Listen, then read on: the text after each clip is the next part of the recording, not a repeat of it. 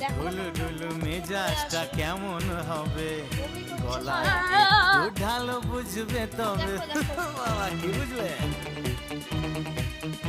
এই সাদা কালো দুনিয়াটা দেখবে রঙিন, এমনই কামাল করে এই আলাদিন, বিষ্ণয় অমৃত জানবে।